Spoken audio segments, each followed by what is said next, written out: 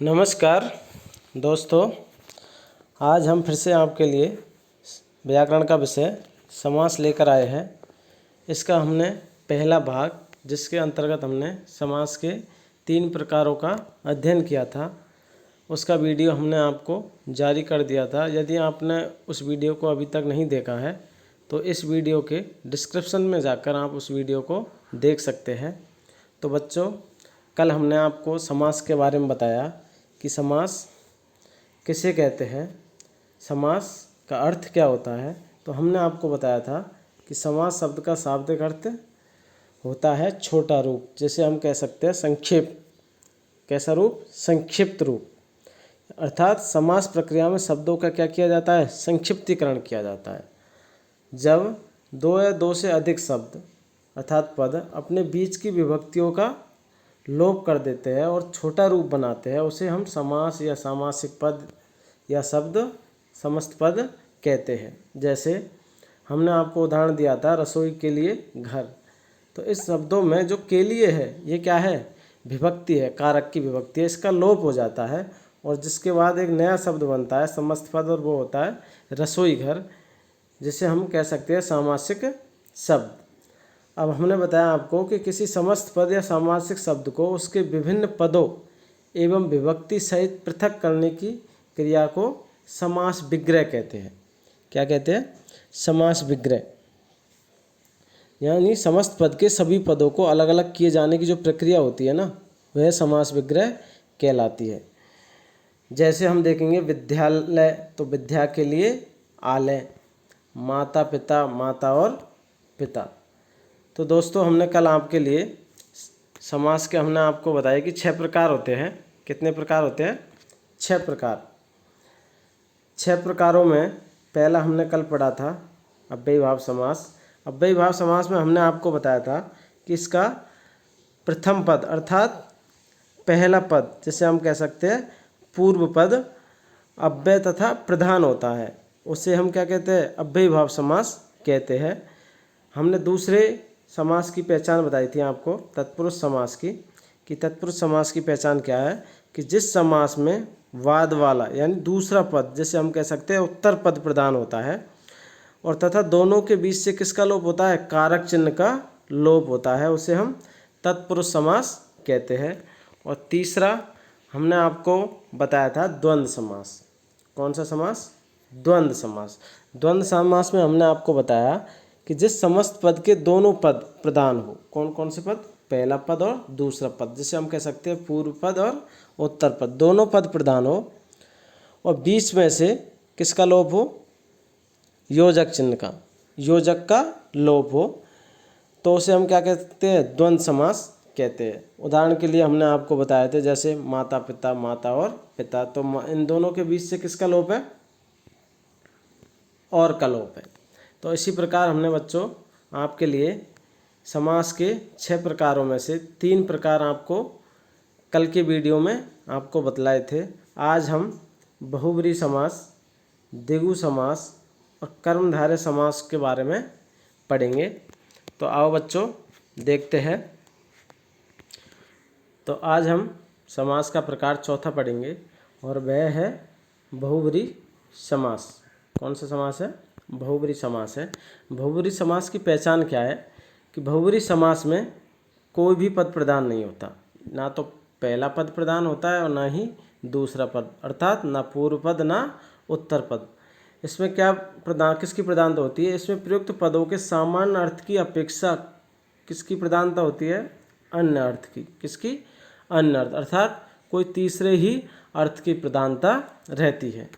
इस समास में पहचान के लिए विग्रह करने पर देखते हैं कि वाला, है, जो, जिसका, जिसकी, जिसके, वह आदि शब्द आते हैं विग्रह करने पर। जैसे हम उदाहरण देखेंगे गजानन, गजानन, गज का आनन है जिसका वह। अब तीसरा अर्थ क्या लगाएंगे? अन्य अर्थ क्या है? गणेश। किससे है? गणेश से है। त्रिनेत्र, इसका हम विग्रह करेंगे तो 3 नेत्र है जिसके वह कौन? अर्थात शिव। तीसरा अर्थ किसका? अन्य अर्थ क्या है? शिव है, अर्थात यहाँ पर अन्य अर्थ की प्रधानता है, तो यहाँ पर अन्य अर्थ की प्रधानता किसकी है? गजानन में गणेश की और त्रिनेत्र में शिव की।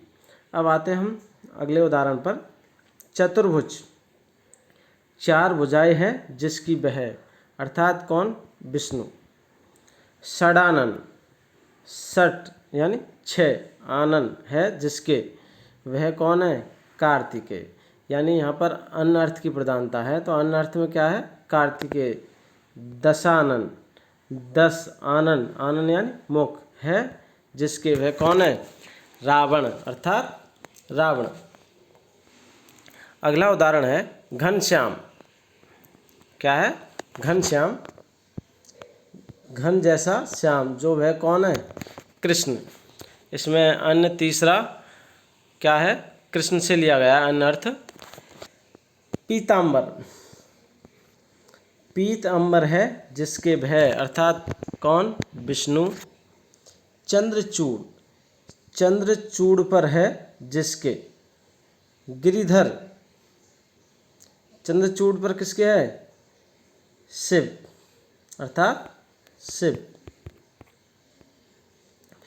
गिरिधर, गिरि को धारण करने वाला जो है वो कौन है? कृष्ण। मुरारी, मुर का अरी है जो, यानी मुर जो राक्षस है उसको मारने वाला। आशुतोष, आशु शीघ्र प्रसन्न होता है जो, उसे क्या कहते हैं? आशुतोष। नील लोहित, नीला है लहू जिसका, नीला है लहू जिसका, नील लोहित। अगला उदाहरण है वज्र पाणी, वज्र है पानी में जिसके, अर्थात इंद्र। सुग्रीव, सुंदर है ग्रीवा जिसकी, ग्रीवा अर्थात गर्दन। मधुसूदन, मधु को मारने वाला वह जो, अर्थात कृष्ण।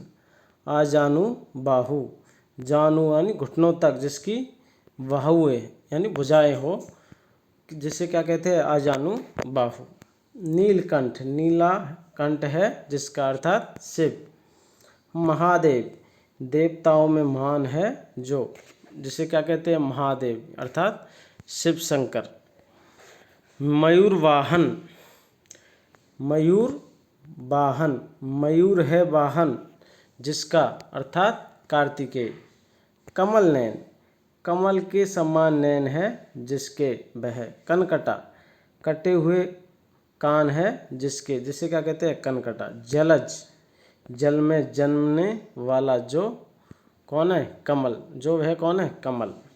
वाल्मीकि, वाल्मीकि से उत्पन्न है जो, वह कौन है? वाल्मीकि। दिगंबर, क्या है? दिगंबर। दिगंबर का होगा दिशाएं ही है जिसका अंबर, ऐसा वह कौन? दिगंबर। कुशाग्र बुद्धि, कुश के अग्रभाग के समान बुद्धि है जिसकी, वह क्या कहलाता है? कुशाग्र बुद्धि। मंद बुद्धि, मंद है बुद्धि जिसकी, वह मंद बुद्धि कहलाता है। जितेंद्रिय, जीत ली है इंद्रिया जिसने, वह क्या कहलाता है? जितेंद्रिय। जीत ली है इंद्रिया जिसने, वह है जितेंद्रिय। चंद्रमुखी, चंद्रमा के समान मुख वाली है जो, वह चंद्रमुखी। अष्टाध्यायी, अष्टाध्यायी 8 अध्यायों की पुस्तक है जो, वह जिसे क्या कहते हैं? अष्टाध्यायी। आगे अगला है द्विगु समास। द्विगु समास की पहचान क्या है? द्विगु समास, इसकी पहचान में प्राय पूर्व पद जो होता है वो संख्यावाचक होता है। क्या होता है? संख्यावाची, अर्थात संख्या दी हुई होती है। तो कभी कभी जो परपद है यानी जो बाद वाला पद है उसमें भी संख्यावाचक देखा जा सकता है। द्विगु समास में प्रयुक्त संख्या किसी समूह का बोध कराती है। किसका कराती है? किसी समूह का, अन्य अर्थ का नहीं। जैसे कि अभी बहुब्रीहि समास आपने देखा, उसमें ना तो पूर्व पद प्रधान होता है ना ही उत्तर पद, कौन सा? कोई अन्य अर्थ ही प्रधान होता है। ऐसा द्विगु समास में नहीं है, इसमें अन्य अर्थ नहीं है, जैसा कि किसमें है? बहुब्रीहि समास में आपने अभी देखा था। द्विगु समास का विग्रह करने पर समूह या समाहार शब्द का प्रयोग होता है। अभी हम आपको दूसरी परिभाषा बताते हैं कि जिस समस्त पद का पूर्व पद क्या हो, संख्यावाचक विशेषण हो, वह द्विगु समास कहलाता है। इसमें या तो समूह या समाहार का शब्द का प्रयोग होता है। अभी हम उदाहरण देखेंगे, जैसे दो राहा, तो इसमें इसका विग्रह होगा दो राहों का समाहार। या तो विग्रह करने पर समूह आएगा या समाहार आएगा। पक्षद्वय, दो पक्षों का समूह। संपादक द्वय, दो संपादकों का समूह।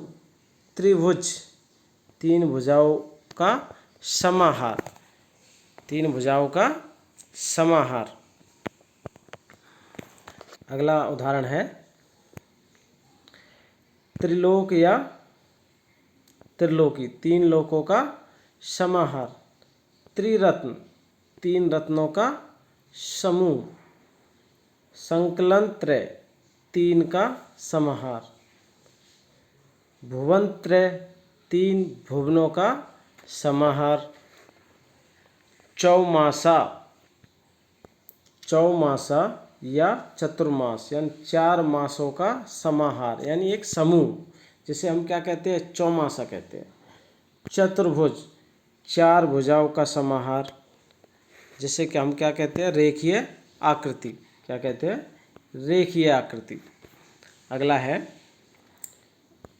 चतुर्वर्ण, चार वर्णों का समाहार। पंचामृत, पांच अमृतों का समाहार। पंचपात्र, पांच पात्रों का समाहार। पंचवटी, पांच बटों का समाहार। षड्भुज, षट यानी छह भुजाओं का समाहार,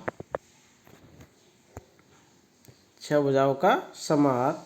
सप्ताह, सप्त अहो, अहो यानी सात दिनों का क्या होता है, समाहार होता है। सतसही, अगला उदाहरण कौन सा है, सतसही, 700 का समाहार।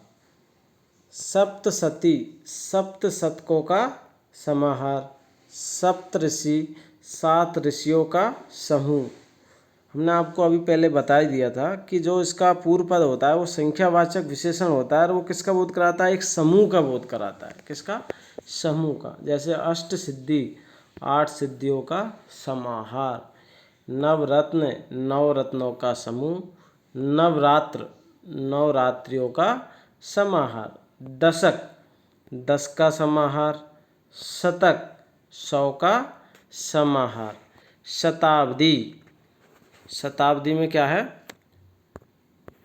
शत यानी 100, अब्दों यानी वर्षों का समाहार। इस प्रकार आपने अभी देखे कि द्विगु समास में पूर्व पद संख्यावाची विशेषण होता है और इसमें समूह या समाहार का शब्दों से इनका विग्रह करने पर उनको जोड़ा जाता है, यानी उनका ज्ञान होता है। अब हम लास्ट अंतिम प्रकार पर समास का, और वह है कर्मधारय समास। कर्मधारय समास की पहचान क्या है, अभी हम देखेंगे कर्मधारय समास की पहचान।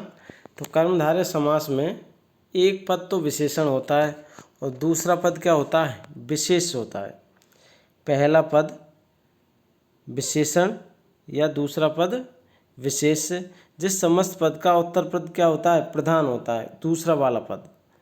तथा पूर्व पद में, उत्तर पद में उपमान और उपमेय किसका संबंध होता है, उपमान और उपमेय का इसमें संबंध होता है। किसमें, पूर्व पद और उत्तर पद, यानी पहला पद और दूसरे पद में उपमान और उपमेय अथवा विशेषण विशेष, किसका, विशेषण विशेष का संबंध होता है और वहाँ क्या होता है, कर्मधारय समास होता है।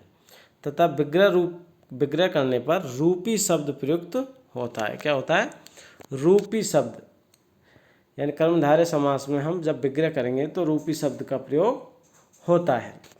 अब हम इसके कुछ उदाहरण देखेंगे, जैसे कि पुरुषोत्तम, पुरुष जो उत्तम। नीलकमल, नीला जो कमल है। अब इसमें विशेषण दिया हुआ है उत्तर पद में, और समस्त पद क्या है, उत्तर पद इसका प्रधान होता है। जैसे अभी हमने देखा नील कमल, नीला जो कमल, नीला क्या है इसमें विशेषण है, और कमल क्या है विशेष है। इसमें उपमेय और उपमान का संबंध भी दर्शाया गया है। महान पुरुष, अगला उदाहरण है महापुरुष। महापुरुष महान है जो पुरुष। घन श्याम, घन जैसा श्याम। पीतांबर, पीत है जो अंबर, अंबर यानी कपड़ा। महर्षि, महान है जो ऋषि। नराधम, इसका विग्रह होगा अधम है जो नर। अधमरा, आधा है जो मरा, अधमरा का क्या होगा आधा है जो मरा। रक्तांबर, क्या रक्तांबर, रक्त के रंग का अर्थात लाल, जो अंबर। कुमति, कुमति का विग्रह होगा कुत्सित है जो मति यानी बुद्धि। कुपुत्र, कुत्सित है जो पुत्र। दुष्कर्म, दूषित है जो कर्म। चरम सीमा, चरम है जो सीमा, चरम यानी अंतिम सीमा। लाल मिर्च, लाल है जो मिर्च। कृष्ण पक्ष, कृष्ण यानी काला है जो पक्ष। महीनों के नाम में भी जो पक्ष आते हैं महीनों में, कृष्ण पक्ष और शुक्ल पक्ष, तो वैसे ही ये क्या था कृष्ण पक्ष। मंद बुद्धि, मंद बुद्धि इसका विग्रह होगा मंद जो बुद्धि। शुभागमन, शुभ है जो आगमन। नीलोत्पल, नीला है जो उत्पल। मृगनयन, कैसे नयन मृगनयन, मृगनयन में मृग के समान नयन। यहाँ पर उपमेय और उपमान का भी भाव दिखाया गया है। उपमान किसे कहते हैं, जिस वस्तु की तुलना, जिसकी उपमा दी जाए, यानी जिससे तुलना की जाए वह उपमान, और जिसकी तुलना की जाए वह उपमेय कहलाता है।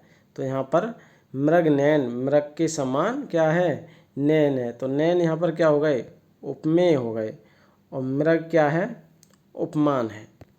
इसी प्रकार चंद्रमुख, चंद्रमा के समान मुख, चंद्र जैसा मुख, तो जो मुख है वह उपमेय है और चंद्र क्या है उपमान है। इसी प्रकार राजऋषि, राज ऋषि, इसमें जो राजा भी है और ऋषि भी है। नरसिंह, जो नर भी है और सिंह भी। मुख चंद्र, इसमें भी उपमान उपमेय का भाव दिखाई पड़ता है। मुख रूपी चंद्रमा, चंद्रमा कैसा है मुख रूपी। वचनामृत, वचन रूपी अमृत, वचन रूपी अमृत। भवसागर, भव रूपी सागर। चरण कमल, चरण रूपी कमल, कमल कैसा है चरण के समान। क्रोधाग्नि, क्रोध रूपी अग्नि। चरणाविंद, चरण रूपी अरविंद, चरण रूपी अरविंद। चरणाविंद, चरण रूपी अरविंद। विद्याधन, विद्या रूपी धन। इस प्रकार दोस्तों आपने समास के तीनों प्रकार जो हमने पिछले वीडियो में आपको बतला नहीं पाए, वो तीनों प्रकार कौन कौन से पढ़े हैं, बहुब्रीहि समास, द्विगु समास और कर्मधारय समास। आशा है सभी ने इसे अच्छे से समझ लिया होगा। अब आप इस वीडियो को लाइक कीजिए, दोस्तों के साथ शेयर कीजिए और मेरे चैनल को सब्सक्राइब कीजिए। धन्यवाद।